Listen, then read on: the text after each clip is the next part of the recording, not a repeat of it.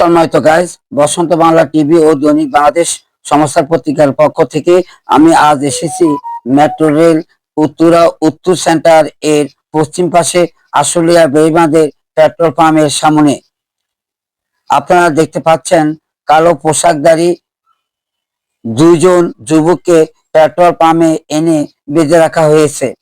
আমরা যতটুকু জানতে পেরেছি, উক্ত দুই যুবক কিছুক্ষণ পূর্বে আশুলিয়া বেড়িবাঁধ অবস্থিত পেট্রোল পাম্পে প্রাইভেট কার নিয়ে এসে 4,500 টাকা থেকে 5,000 টাকা অকটেন ক্রয় করে টাকা পরিশোধ না করে পালিয়ে যায়। প্রতিমধ্যে উত্তর থেকে বাধাগ্রস্ত হয়ে দ্রুত গতিতে দক্ষিণ দিকে পালিয়ে যাওয়ার সময় একটি বাইকের সাথে ও অন্য একটি গাড়ির সাথে সজোরে আঘাত লাগে। সাথে সাথে বাইকটি রাস্তায় পূর্ব পাশে পড়ে যায় এবং বাইক চালক গুরুতর জখম হন। পরে স্থানীয় লোকজন বাইক চালককে উদ্ধার করে একটি হাসপাতালে পাঠানোর খবর আমরা পেয়েছি। আর গাড়িতে থাকা দুইজনকে উত্তম মধ্যম দিয়ে পেট্রোল পাম্পে বেঁধে রাখা হয়েছে।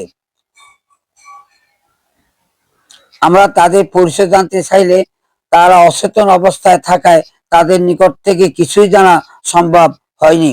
আপনারা দেখতে পাচ্ছেন ধীরে ধীরে এলাকার ও সাধারণ লোকজন দুর্ঘটনার খবর পেয়ে তাদেরকে দেখার জন্য পেট্রোল পাম্পে জমায়েত হয়েছেন।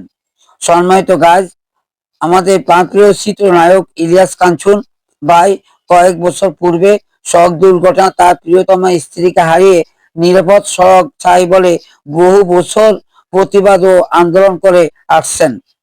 শুধু তাই নয়, আপনারা আরো জেনে থাকবেন, শুধু আশুলিয়া এই বেড়িবাঁধে নয়, বাংলাদেশের সর্বস্তরে এই ধরনের সড়ক দুর্ঘটনা প্রতিদিনই বেড়েই চলছে।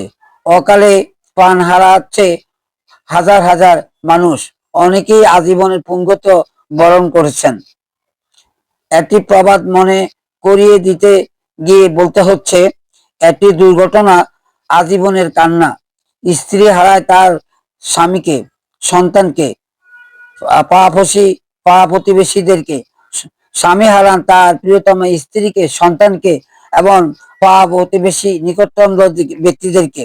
আমরা বর্তমান সরকারের সড়ক বিভাগ ও প্রধান উপদেষ্টা ডক্টর ইউনূস সাহেবের নিকট জোরালো অনুরোধ জানাবো, সড়ক দুর্ঘটনা কমিয়ে আনার বা যেন আর কখনো কোনো মায়ের কোল খালি না হয় সেদিকে লক্ষ্য রেখে দুর্ঘটনা না ঘটানোর প্রতিটি ব্যবস্থাই করবেন, যাতে বাংলার আর কখনো কোনো ধরনের সড়ক দুর্ঘটনা না ঘটতে পারে।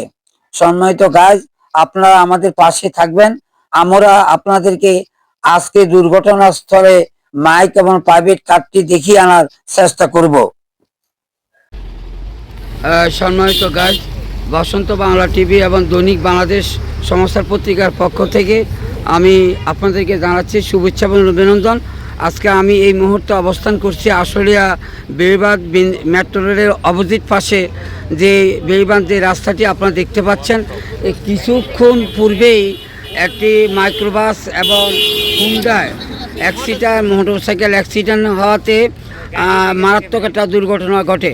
আমরা যদি আপনাদেরকে এই দুর্ঘটনা কবলিত গাড়িটির একটু তথ্য জানাতে যাই এবং আজকের এই গাড়ির পরিস্থিতি দেখাতে যাই, তাহলে দেখতে হয় দেখেন আপনারা, মোটরসাইকেলের সাথে ধাক্কা লেগে আবার অন্য কোনো গাড়ির সাথে ধাক্কা লেগে এই প্রাইভেট কারটির কী অবস্থা হয়েছে।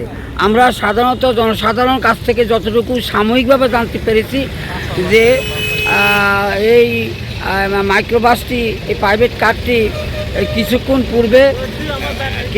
পূর্বে তারা পেট্রোল পাম্প থেকে 4,500 টাকা থেকে 5,000 টাকা তেল ঢুকিয়ে টাকা পরিশোধ না করে যখন অতি দ্রুত বেগে যেতে চেয়েছিলেন, ওই মুহূর্তেই হুন্ডা এবং অন্য গাড়ির সাথে ধাক্কা লেগে আজকের এই দুর্ঘটনার সূত্রপাত হয়। আপনারা আমাদের পাশেই থাকবেন। আমরা আপনাদেরকে